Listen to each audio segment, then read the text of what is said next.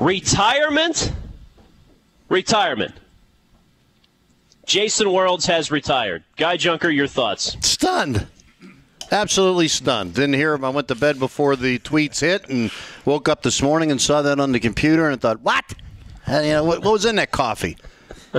Remarkable. I mean, I guess he has retired, but somewhere inside me thinking, this is some kind of ploy to circumvent the cap and he'll come back in July. Or I'm trying to think of what it could possibly mean, but I guess he's retired. Chris Adamski is our Steelers writer for Trib Total Media.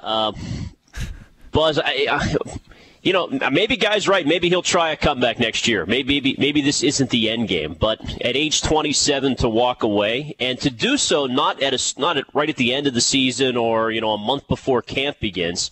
He does it on the first day of free agency. The timing of it was very strange, also.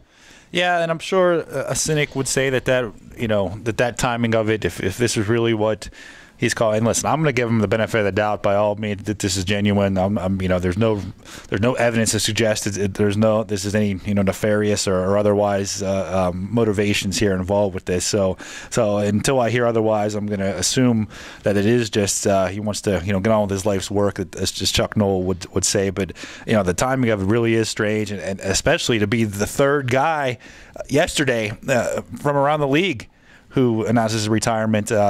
Much earlier. We kind of went backwards. Well, it wasn't. I guess we had age 30, and then Jake Locker was 26, and then Worilds. All three young guys who could have made a lot more money going forward.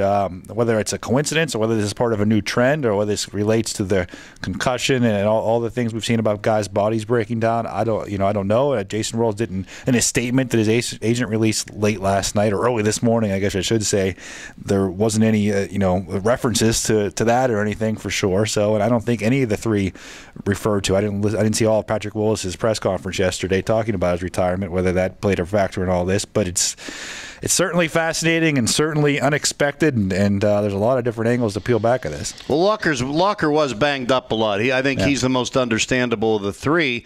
If this is, I admire Worilds tremendously. If this is because he's got enough money, wants to start doing something else, he's worried about future. I mean, how much is too much, and how many of us could really, even with the health risks, walk away from the opportunity to hang on for one more year and make millions more? I don't think too many people could do that. So if that's the real motivation, good for him.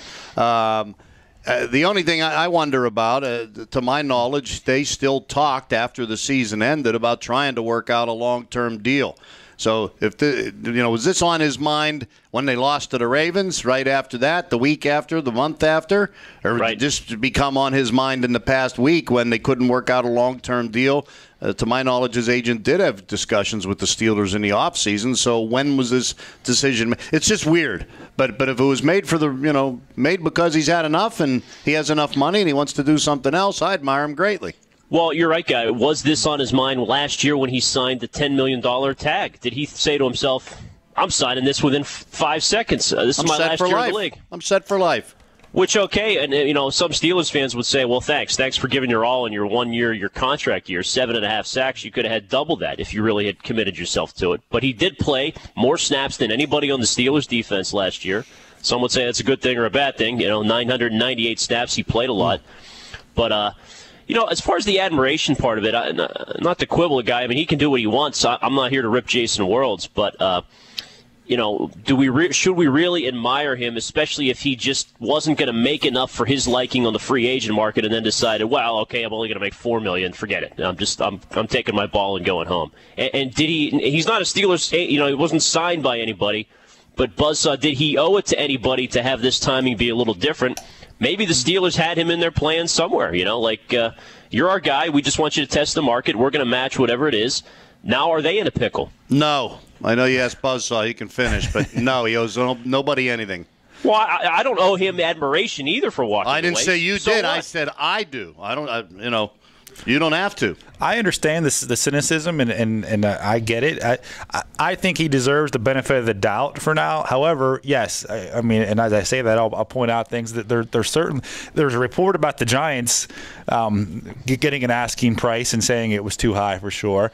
We know that it's pretty clear the Steelers told him, okay, that's what you want. Well, go to free agency. If you can get it, fine. If you can't, we'll be here. We have evaluated at this, and they were prepared, and they wanted him back. They wanted him back at a certain price. Now we don't know what all was said at that point. Maybe he did lead to the Steelers to believe.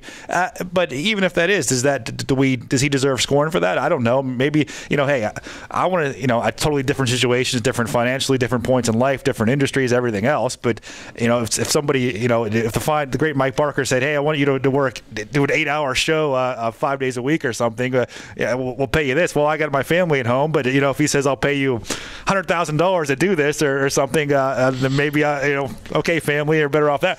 Maybe there is an asking price that he had that it was. There's a cost of benefit analysis to everything. Free? Where's your love for talk shows, Adamski? Come on. Well, you owe your fans, Chris. Now, Ken, I'm not. If depending on how this shakes out, if he comes back, if all of a sudden in the middle of the summer he's had a change of heart and he signs with the Packers, then I'll change my mind. But all I said was, if he has retired because he's made enough money and he's worried about his body and he's got other things he wants to do, that's when I admire him. But his contract has expired. He's fulfilled his obligation. He doesn't owe anybody anything.